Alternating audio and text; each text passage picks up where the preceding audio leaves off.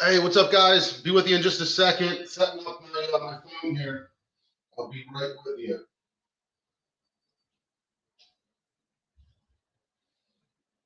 Let's see here. I'm gonna go live. Um,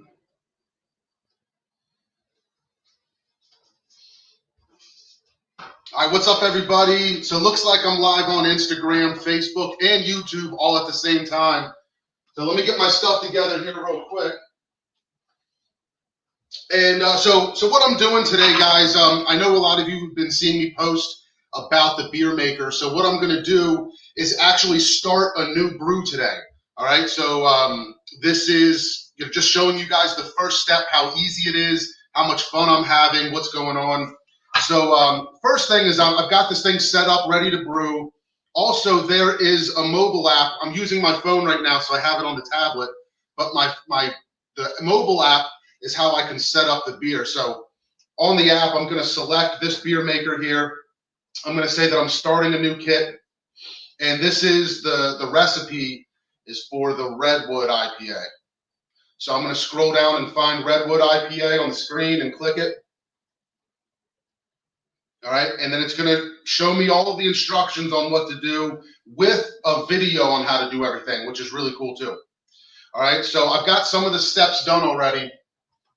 So what I want to show you guys in here, if you haven't seen it, this is called the brew tub. There's a brew basket that's inside of it. And then down here's the brew bag. The beer is actually going to be in the bag the entire time.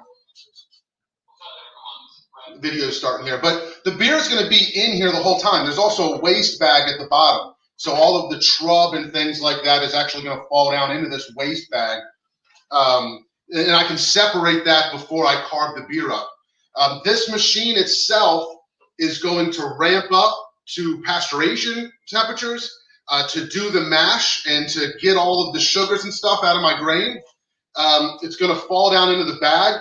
And you're used to doing things like a 1 hour boil, adding hops at certain times. All of the hops and yeast get pitched tomorrow, 24 hours later, which is a little interesting when you're used to homebrewing. So this whole thing is only going to take me a couple of minutes to get started. So we're going to pour in water here. We're going to add our grains. We're going to start the system up and then go from there. All right, this is called the squeeze bar. And the squeeze bar goes inside of here. And really all this is doing is controlling the water level in the bag or the liquid level. So it's going to keep plenty of water up here in the top with the grains. So as it's mashing in, everything's going to fall down into this bag. And later, we're going to remove it so that everything can really flush out of the top of this system. And then we'll add it back into dry hops. So we put some more liquid level in the top bin here, add our dry hops, and then pull it out. So what I'm getting at is this system will ramp up to pasteurization temperatures to mash in. It'll come back down to fermentation temperatures. Then it'll even cold crash inside of here. And then the bag comes out of this machine, goes into a brew tap, so you can hook it up to CO2 right in the bag. There's no kegging if you don't want to. It's really easy. And then when you're done, you just throw the bag away. So let me show you guys how to set this thing up. What I'm doing is the Redwood IPA, and this calls for 2-row caramel pills or caramel malt and wheat malt. All right, this system doesn't boil like you're used to. So you add in a little caramel malt or caramel pills to give you that little richness that you would normally get if you were doing something like if you were getting like that caramelization on the grain in the boil. So it's kind of mimicking that to help you bring those flavors. I've had this beer before, but I'm going to do a couple things to it. I added some honey to my water that I'm adding to the system. Just to put in some sugars, a little bit of flavor that maybe the honey comes through, but the sugar is going to be there to help bump the ABV and give it a little more heftiness to the beer. I'm also adding in some flaked oats to the recipe, to my grain bill, to give it that little bit of haziness and mouthfeel that I'm looking for. When it comes to hops, this recipe calls for these steam hops that are, you can replicate a 90-minute, 60-minute, 20-minute boil based on the way these hops are steamed. So this takes CTZ and Chinook. It's 60-minute hops. I'm going to add in some some mosaic. That's one of my favorites. To the hopping procedure, maybe a 60 or 30-minute steamed mosaic hop. But then I'm also going to dry hop it with Centennial Chinook Cascade, and then I'm also going to add in mosaic to the dry hop also, just to see what that does and how much extra flavor this brings. So that's what's really cool about this. I'm able to adjust the recipe how I want to, so it's going to be a lot of fun. So just to remind you guys, we got the brew tub here, the brew bag, and the waste bag here. The first step is going to be adding half of the water of the recipe. All right, so I've got my water here. I've added honey to it, so it's got a little bit of a color. But I'm going to pour this in, and if you guys can see, it's actually going to start filling that waste bag and the brew bag at the bottom. All right, so I'm pouring this right into the tub, and at the moment, because we're pre-boil, quote unquote, pre-pasteurization, it's completely okay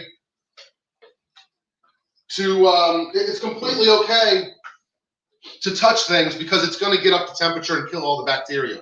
All right, so you can see here that bag's filling up right through these valves, and the water's starting to settle. So now I'm going to add my grains. All right, so I've got my 2-row, my grain wheat. What is that? Yeah, the wheat malt, my caramel, and then I'm going to add my flakes. So I'm going to show you how easy this is. It's going to take maybe 10 minutes to get started. All right, here's my 2-row here. Open the bag up and pour it in. All right, all of these kits can come pre-portioned, which is really nice, but you can go to your homebrew store.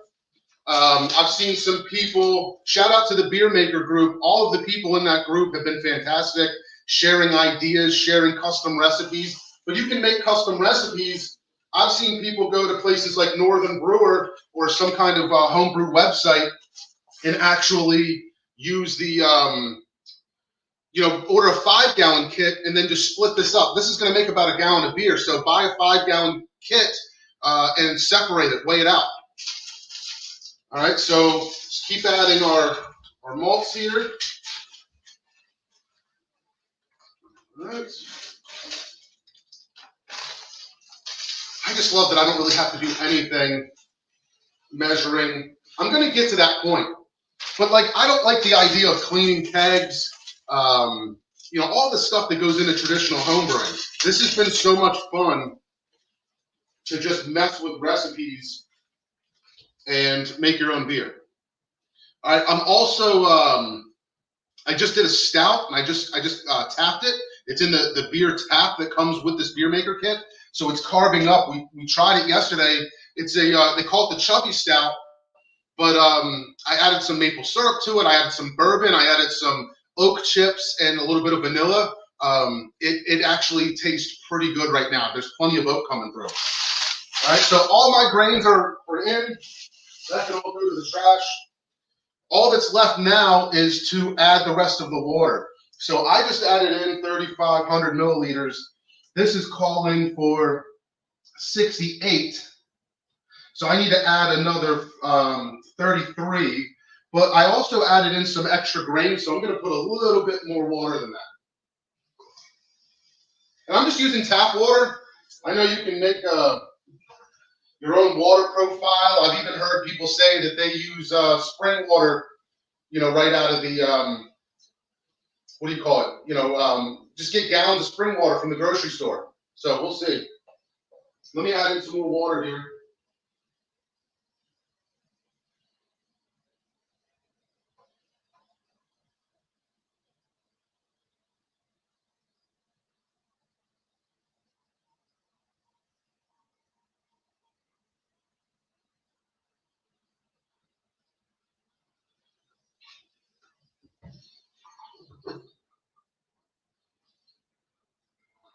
I really like this.